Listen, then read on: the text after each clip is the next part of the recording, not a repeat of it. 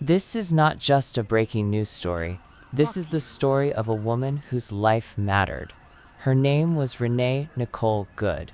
She was 37 years old, a mother, a writer, a poet, a daughter, a partner, a citizen. And today, she is being remembered not only for how she died, but for who she was. Renee Nicole Good lived in Minneapolis. She was raising her young child, building a life that revolved around creativity, family, and love. Friends and family say she was deeply compassionate, someone who noticed people, who listened, who cared.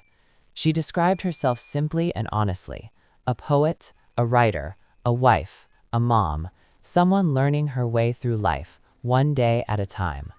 Words mattered to Renee. She studied creative writing. She won recognition for her poetry. She believed language could hold pain, tenderness, and truth all at once.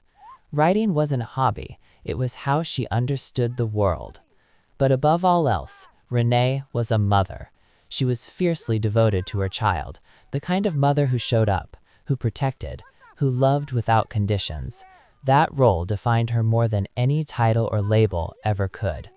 Her mother describes her as kind, forgiving, affectionate, an amazing human being, someone whose empathy ran deep, whose presence brought warmth into a room.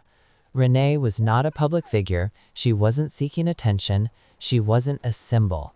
She was living her life. And then, in a moment, everything changed. During a federal immigration enforcement operation in Minneapolis, Renee was fatally shot by a U.S. Immigration and Customs Enforcement agent. The circumstances are now under investigation. Accounts differ. Questions remain unanswered. But one fact is beyond dispute: Renee Nicole Good did not survive that encounter. Her death sent shockwaves through her community. Neighbors gathered in disbelief. Vigils formed. Flowers appeared. Strangers spoke her name aloud, trying to understand how a mother, a poet, a citizen could be gone so suddenly. As investigations continue and officials debate protocols, use of force, and accountability, Renee's family is left with something no inquiry can fix: absence. A child without a mother without her daughter, a family trying to grieve in the glare of national attention.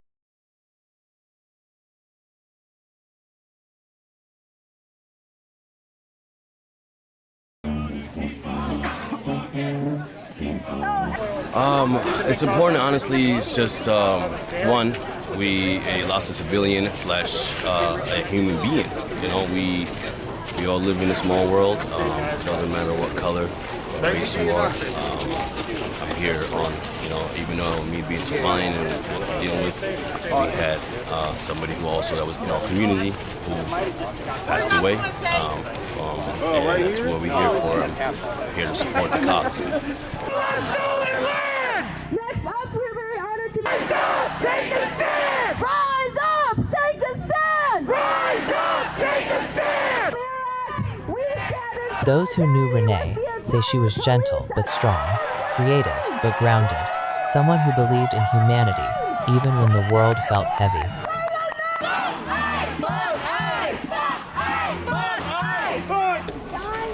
It's difficult now. A lot of people are moving around scared. They don't know if they're going to be actually going to their work or to school or wherever the destination they need to get to safely and make it back home without being stopped and going through all that process. So. We sang it earlier and I want to sing it again for you guys. She had plans. She had unfinished poems. She had a future that didn't get the chance to arrive. And that is what makes this story resonate far beyond Minneapolis. Because Renee Nicole Good represents something deeply human, the fragile line between ordinary life and irreversible loss. She was not a headline. She was not collateral. She was not just a case file. She was a woman who loved her child, a writer who believed in words, a human being whose life had meaning. As the nation watches and waits for answers, it is important to pause and remember her not for the moment she died, but for the life she lived. This is who Renee Nicole. For more such videos, subscribe to the Newsx YouTube channel, hit the bell icon.